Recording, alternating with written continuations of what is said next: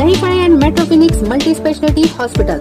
हृदयावरील सर्व शस्त्रक्रिया येथे मोफत होणार आहे. मोफत एंजिओग्राफी व एंजिओप्लास्टी शिबिर. वाढती रुग्ण संख्या लक्षात घेता रुग्णालय प्रशासनाचा शिबिराचा कालावधी वाढवण्याचा निर्णय. शिबिर आता 31 ऑगस्ट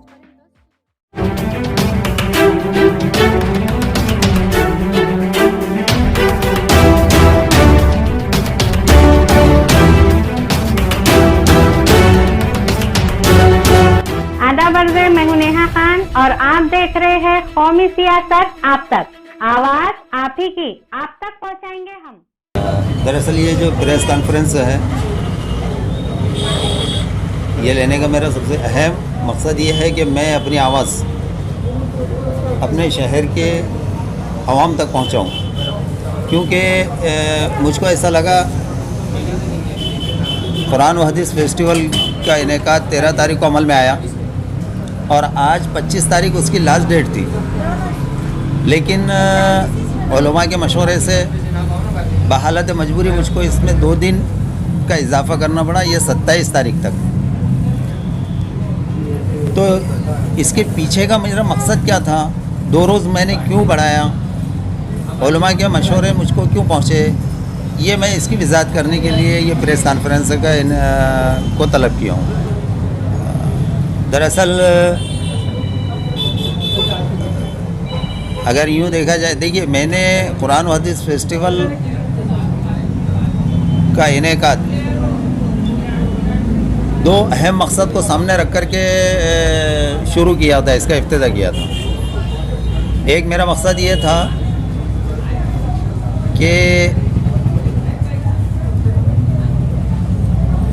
कुरान व हदीस और उसमें सबसे अहम कुरान ये चर्चा में आए और कुरान अवाम के जहनों तक और अवाम के घरों तक पहुँचे. इस मकसद के तहत मैंने तकरीबन 35,000 तर्जुमा कुरान को अल्हम्दुलिल्लाह यहाँ रखा हूँ इस फेस्टिवल में. 35,000 और किसी एक आलिम का कुरान नहीं. हाफिज़ सलाहुद्दीन, मोहम्मद जूनागढ़ी, वहीदुद्दीन खान, मौलाना मौदूदी साहब, हकीमुल उम्मत अशरफ अली, अहमद रज़ा खान साहब, आला हज़रत, हाफिज़ फ़हीमुद्दीन, हाफिज़ नज़र, मुख्तलिफ़ उलमा इकराम ने जिन्होंने भी कुरान का तर्जुमा किए, मैंने उन तराजीम को इस एक छत के नीचे जमा किया हूँ. इसको जमा करने का मेरा मकसद ये था, और इस फेस्टिवल का भी एक अहम मकसद ये है, इस किताब मेले में आप देखें कि बहुत चुनिंदा किताबें हैं, तारीख़ पे है, फ़िक़ा पे है, इस्लामियात पे है, दीनी मसाइल के ऊपर है, मुख्तलिफ़ मुसन्निफ़ीन की हमारी इस्लाह और तरबियत के लिए लिखी गई किताबें यकजा जमा की गई हैं. अब आप अगर मुझसे ये सवाल पूछते हैं कि ऐसा क्यों, तो उसकी वजह यह है कि मैंने हालात से सीखा है. हालात ये है कि पीछे वबा फैली, कोरोना फैली, तो हमने और आपने सबने देखे कि मसाजिद के दरवाजे भी बंद कर दिए गए थे. कुछ एक वक्फा ऐसा भी गुजरा कि अज़ान माइक में नहीं हुई, और आपने ये भी देखे होंगे कि 2 साल में ईदगाह के ऊपर ईद की नमाज भी आपको नसीब नहीं हुई. तो मेरी सोच ये थी कि मुसलमान अपने घर को मस्जिद बना ले, हमारे घर में कुरान हो, हमारे घर में हदीस हो, हमारे घर में फ़िक़ा हो, हमारे घर में इस्लामियात हो, हमारे घर में इस्लामी तारीख़ हो. इस सोच के तहत मैंने ये सब कुछ इसका इनेकाद अमल में लाया. अब अगर आप ये पूछते हैं कि रिस्पांस कैसा रहा, तो मैं अपने मकसद में कुछ हद तक कामयाब रहा, लेकिन कारोबारी एतबार से जो मुझको उम्मीदें थी वहाँ तक नहीं पहुँच सका हूँ. लेकिन फिर भी मैं शुक्रगुज़ार हूँ हमारी मुस्लिम बहनों का कि आज तकरीबन 3-4 रोज़ से उन्होंने उस कमी को दूर किया, और आप इसे ज़रूर पहुंचाइएगा. अगर आप लोग नहीं पहुंचाते हैं तो शायद अल्लाह के पास आपको हमको जवाबदेह होना पड़े. دیکھیے میں نے قرآن، احادیث، فقہ دلی سے اورنگ آباد تک لایا ہوں اور اورنگ آباد میں ایک دستر پہ ان کو سجا دیا.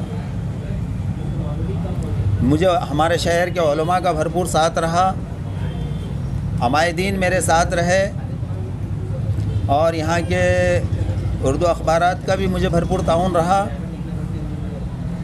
اعوذ باللہ من الشیطان الرجیم، بسم اللہ الرحمن الرحیم. سب آپ نے جو سوال کیا ہے یہ موقع کی نزاکت سے بہت ہی اہم اور حساس جو ہے تو سوال ہے، کیونکہ آج انٹرنیٹ نے معاشرے کے اندر ایک بگاڑ پیدا کر دیا ہے. اچھائیاں کم ہیں اور بگاڑ جو ہے تو زیادہ ہے، برائیاں جنم لے رہی ہے.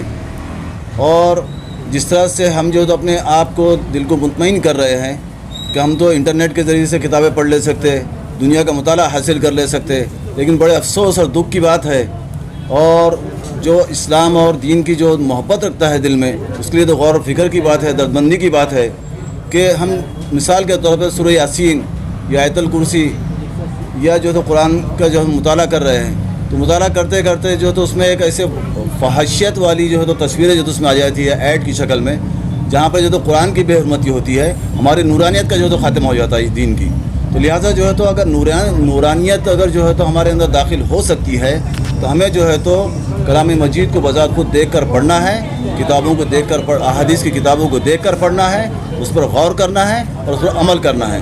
تو لہٰذا میں آپ کے ذریعے سے یہ عوام سے ایک دردمندانہ اپیل کروں گا کہ آپ قرآن کو خریدیں، آپ کتابوں کو خیال رکھا جا رہا ہے، باضابطہ اہتمام کے ساتھ، کسی قسم کی بدنظمی نہیں ہو رہی ہے، کہیں بھیڑ اکٹھا نہیں ہو رہی ہے، اور پورا اہتمام کے ساتھ لوگ بھی آ رہے ہیں. یہاں پر جو ہے تو عوام سے ایک دردمندانہ جو ہے تو پرخلوص اپیل ہے کہ آپ موبائلوں سے ہٹ کر دین کا، دینی معلومات پر مبنی جو خزانہ یہاں پر موجود ہے، جو خزانہ ہم کو جو ہے تو جو خزانہ مل سکتا ہے عبارتوں کے اندر، تحریروں کے اندر، وہ موبائلوں کے اندر نہیں ہے، کیونکہ شیطان پیچھے لگا ہوا ہے.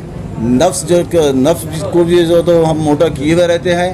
ہم نہ جانے ہم قرآن کی تلاوت کرتے کرتے جو ہے تو کیا دیکھنا شروع کر دیں، تو وہاں پہ قرآن کی حرمت کہاں باقی رہتی ہے، قرآن کا احترام کہاں باقی رہتا ہے، احادیث کا احترام کہاں باقی رہتا ہے. دعوے کے ساتھ یہ کہتا ہوں کہ موبائل سے وہ نورانیت، وہ سکون و اطمینان وہ حاصل ہو ہی نہیں سکتا. الا بذکر اللہ تطمئن القلوب، کہ اللہ کے ذکر سے دلوں کو اطمینان حاصل ہو سکتا ہے. لیکن ہم جو تو ذکر کے اہمیت کو سمجھیں، اور ہم کو ذکر اور فکر کی اہمیت جو اگر مستند عالمی دین کے زیر صدارت جو تو چل رہا ہے، زیر انتظامات میں، اگر ان کے انتظامات میں اگر وہ کام ہو رہا ہے تو میں اس کی بالکل مخالفت نہیں کرتا ہوں. اگر وہ مستند نہیں ہے تو ہم تو اس کے اپوز میں رہیں گے. یہ تو شر انگیزی جو تو شر پھیلانے کا بہانہ ڈھونڈتے ہیں، اور یہ بالکل ہو سکتا ہے. آپ جنہوں نے جو سوال کیا ہے یہ بالکل ہو سکتا ہے. اور یہ قرآن ہاؤس کے جو حافظ جناب حافظ عمر صاحب ایک دردمند شخصیت ہے، ایک حقیقی معنوں میں ملی درد رکھتے ہیں. میرے برسوں سے تعلقات ہیں. ہمیشہ انہوں نے جو تو اپنے مفادات کو پیچھے رکھ کر عام عوام کے اور خصوصاً امت مسلمہ کے مفادات کو آگے رکھا ہے تاکہ امت کا فلاح و بہبودی ہو جائے. قرآن کو اس کے مقابلے، سیرت کو اس کے مقابلے کا انعقاد قرآن ہاؤس کی جانب سے وہ کرتے آئے ہیں، جس میں سینکڑوں طلباء کی، ہزاروں طلباء کی جو تو حوصلہ افزائی کرتے آئے ہیں. اور یہ قرآن ہاؤس کے ذریعے سے عباس فنکشن ہال روشن گیٹ کے اندر ایک یہ قرآن و حدیث فیسٹول کہتے ہیں عید اور خوشی کے موقع کو. تو یہ امت کے لیے بڑے خوشی کا موقع ہے کہ یہاں پر آنا چاہیے بڑی تعداد میں، اور قرآن و حدیث کی کتابوں کو خریدنا چاہیے. لیکن بڑے افسوس کی بات ہے، بڑے افسوس کے ساتھ کہنا پڑ رہا ہے کہ جس طرف کے ساتھ اور جس قرآن کے ساتھ اور جس قربانیوں کے ساتھ قرآن ہاؤس کی جانب سے حافظ عمر صاحب نے یہ جو یہاں فیسٹول جو ہے قرآن و حدیث کا فیسٹول رکھا ہے، کہ اس میں جو ہے تو اتنا خاطر خواہ جو ہے تو امت کا ایسا رجحان نظر نہیں آ رہا ہے.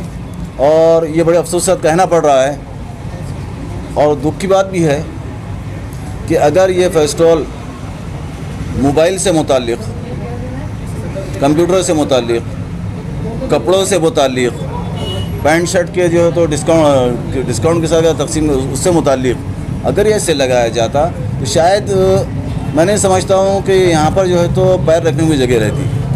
آج امت کو بیدار ہونے کی ضرورت ہے. آج امیر شریعت سمیت نامور علماء دین نے جو تو اپیل کی ہے کہ اپنے ایمان کو تر و تازہ رکھنے کے لیے مطالعے کا جو ہے تو مطالعہ بہت ضروری ہے، تو یہاں پر آنے کی اپیل کی ہے۔